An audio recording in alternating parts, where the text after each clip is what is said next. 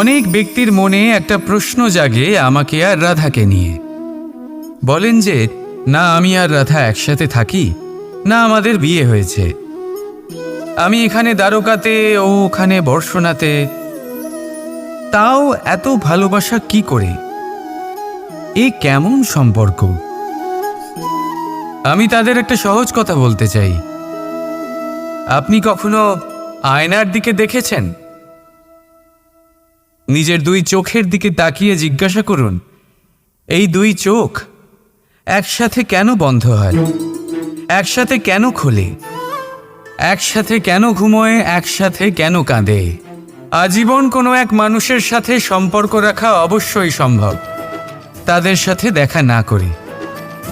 আমার আর রাধার ভালোবাসাও কিছুটা এরকমই, আর কিছুটা এরকমই হয় ভালোবাসা দুই নয়নের মতো, যারা কখনোই মিলিত হবে না, কিন্তু চিরকালের জন্য একসাথে জুড়ে থাকবে। এই অনুভূতি নিঃস্বার্থ হয়, আর এই নিঃস্বার্থ ভালোবাসা আপনাকে আনন্দের পথে অগ্রসর করে। জীবনে সবসময় নিঃস্বার্থভাবে ভালোবাসুন, শুধুমাত্র আনন্দই পাবেন। তাহলে আসুন আমার সাথে নিঃস্বার্থভাবে ভালোবেসে বলুন, রাধা রাধা। জীবন এবং মৃত্যু, এই দুই হলো জীবনের দুটি অটল সত্য। যিনি জন্মগ্রহণ করেছেন তিনি মৃত্যুলাভ অবশ্যই করবেন, এই হলো নিয়তি। এবার একটা কথা বলি, মৃত্যুলাভ সবাই করেন, কিন্তু জীবন বাঁচতে সবাই জানেন না। সারা জীবন কেটে যায় কিন্তু জীবন ভালো করে বাঁচতে পারেন না, বুঝতেই পারেন না কি করা উচিত। জীবন বাঁচলেও কিভাবে বাঁচবেন? যদি বাঁচেন তাহলে বাঁচুন সেই প্রদীপের মতো, যে নিজের শিখা দিয়ে অসংখ্য প্রদীপকে জ্বালিয়ে তুলতে পারে, যে নিভে যাবার আগেও অন্ধকারের সাথে লড়তে থাকে। হয়তো সেই জন্যই যেখানে প্রদীপ রাখা হয় সেই জায়গাকে পুজো করা হয়, সেই স্থানকে পবিত্র মানা হয়। একটা কথা ঠিক, মৃত্যু সবার হবে, সে আমি হই, সে আপনি হন, বা অন্য কেউ হোক। একদিন এই সংসার থেকে চলে যেতেই হবে, কিন্তু আপনি এই জীবনে কি করেছেন সেটাই হলো গুরুত্বপূর্ণ। আর যিনি জীবন বাঁচতে শিখেছেন তিনি মৃত্যুর পরেও জীবিত থাকেন, তিনি অমর হয়ে যান। আপনিও এটাই করুন আর আমার সাথে ভালোবেসে বলুন, রাধা রাধা। পাওয়া আর হারানো, এই দুই জীবনের গুরুত্বপূর্ণ অংশ। সারা জীবন প্রত্যেক মানুষ কিছু পায় আর কিছু হারায়। কখনো সম্পত্তি হারায় আর কখনো সম্মান, কখনো বন্ধু হারায় আর কখনো অহং। কিন্তু হারানোটা খারাপ বিষয় না, কারণ হারানোর সাথেই এক অমূল্য শিক্ষায় আপনি অভিজ্ঞ হয়ে ওঠেন, যে কি করে আবার আপনি সেটা না হারান। তাই যদি সত্যি কিছু হারিয়ে ফেলেন, তার থেকে পাওয়া শিক্ষা হারাবেন, কারণ সেই শিক্ষার সাহায্যেই আপনি আপনার হারানো জিনিস পুনরায় পেতে পারেন। রাধা রাধা। জীবনে কিছু অর্জন করতে গেলে ভাবনা আর কর্ম অত্যন্ত গুরুত্বপূর্ণ, কিন্তু শুধু ভাবনা দিয়ে বা শুধু কর্মের দ্বারা আপনি সাফল্য অর্জন করতে পারেন না। কিছু মানুষ ভাবতেই থাকেন, কর্ম করতে পারেন না, আর সেই জন্য তারা সফল হতে পারেন না। কিছু মানুষ ভাবনা চিন্তা না করেই কর্ম করতে থাকেন, তারাও সাফল্য অর্জন করতে পারেন না। তাহলে মনে রাখবেন, গাছ কাটতে হলে কুঠারের বারংবার প্রহারের সাথে সাথেই সেই কুঠার কোন দিকে মারা হচ্ছে সেই খেয়ালও অবশ্যই রাখতে হবে। ভাবনা আর কর্ম, এই দুইয়ের সঠিক সংমিশ্রণ হলে আপনি অবশ্যই সাফল্য পাবেন।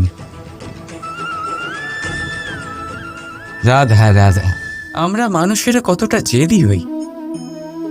একবার লক্ষ্যে দৃষ্টি স্থির করে নিলে তা পাওয়ার জন্য মন প্রাণ লাগিয়ে দিই, কিন্তু সেই লক্ষ্যে পৌঁছবার ব্যস্ততায় সেই পথ চলার আনন্দ পেতেই ভুলে যাই। নিজের স্বাস্থ্য নষ্ট করে দিই অর্থ অর্জন করতে গিয়ে, আবার সেই অর্থই নিজের স্বাস্থ্য শুধরবার জন্য ব্যবহার করে ফেলি। বুঝুন,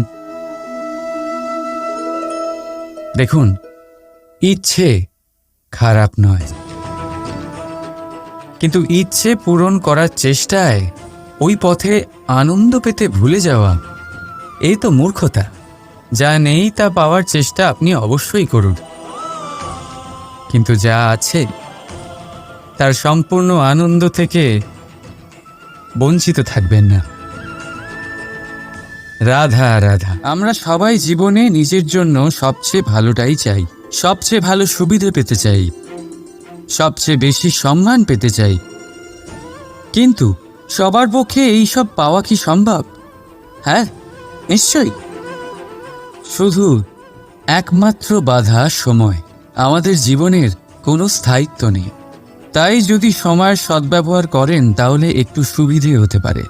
এবারে দেখুন, যাদের সবসময় স্বপ্ন দেখতে ভালো লাগে তার জন্য রাত্রি কম পড়ে যায়, আর যারা স্বপ্ন পূরণ করতে চান তাদের জন্য দিন কম পড়ে যায়।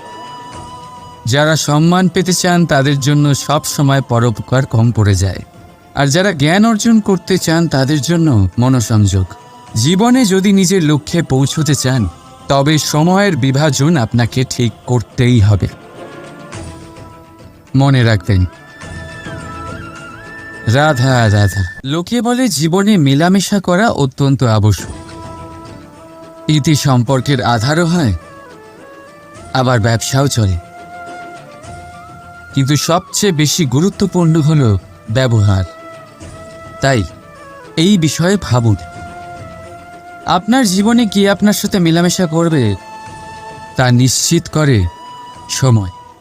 আপনি আপনার জীবনে কার সাথে মেলামেশা করবেন তা নিশ্চিত করবে আপনার হৃদয়। আপনি যাদের সাথে মিশছেন তাদের হৃদয়ে আপনি কতক্ষণ থাকবেন তা নিশ্চিত করবে আপনার ব্যবহার। নিজের ব্যবহার ভালো রাখুন, সব ভালোই হবে। রাধা রাধা। এই ফুল দেখতে পাচ্ছেন আপনি? এটা সেই ফুল যার জীবন এই ডালে শুরু হয়েছিল। দর্শকদের চোখে প্রশংসা দেখল সে, মধুর লোভে মৌমাছিরা এলো, আর তারপর ডাল থেকে ভেঙে নিচে পড়ে গেল সে। কেন? নিয়তি এরকম কেন করল? ভাবুন, কারণ এই ডালেই ফুল হয়ে থাকাটা এই ফুলের জীবনের লক্ষ্য কখনোই ছিল না। এবার এই ফুল হয় দেবতাদের সজ্জায় ব্যবহৃত হবে, নয় কোনো কন্যার গয়নায় গাঁথা হবে, আর নয় কারোর প্রেম প্রদর্শনের মাধ্যম হবে। দেখুন, জীবনে নিজের লক্ষ্যে পৌঁছতে হলে যাত্রাকে ভয় পেলে চলবে না। নিজের অস্তিত্ব তৈরি করতে হলে তাদের ছায়া থেকে আপনাদের দূরে যেতেই হবে যারা আপনাকে অস্তিত্ব প্রদান করেছেন। এটাই জীবনের নিরন্তর সত্য। রাধা রাধা। আমাদের সকলের জীবনে কখনো না কখনো পাথর দ্বারা আঘাত লাগেই, আর এই সংসারও আমাদের ওপরে কখনো না কখনো পাথর বর্ষণ করে, কখনো আমাদের খারাপ ভেবে, আর কখনো আমাদের অসফল ভেবে, কখনো আমাদের বুদ্ধিহীন ভেবে। কারণ অনেক আছে, কিন্তু এই পাথর দ্বারা আমরা আঘাত পাবো কি পাবো না তা সম্পূর্ণ আমাদের হাতে। হয় আপনি এই পাথরের আঘাত পেয়ে চোখের জলে ডুবে থাকতে পারেন, আর নয়তো যদি আপনি চান তাহলে এই পাথর দিয়ে সেতু বানিয়ে সকল সমস্যার সাগর অতিক্রম করতে পারেন। সিদ্ধান্ত আপনার।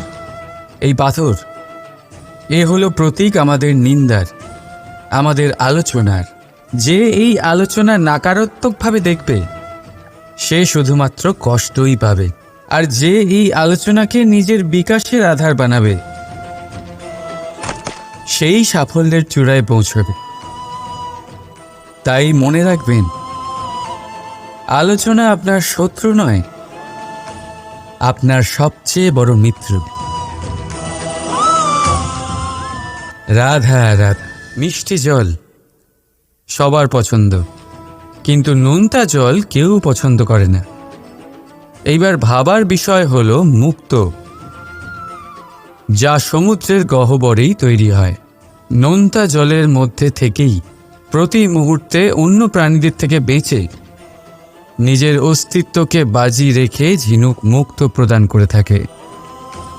কখনো ভেবেছেন কেন? কারণ সংকটের সম্মুখীন না হয়ে, চরম পরিস্থিতির সাথে না জড়িয়ে আপনার কখনোই সুখপ্রাপ্তি হবে না। তাই নির্ভীক হয়ে সংকটের সম্মুখীন হন আর আমার সাথে ভালোবেসে বলুন, রাধা রাধা।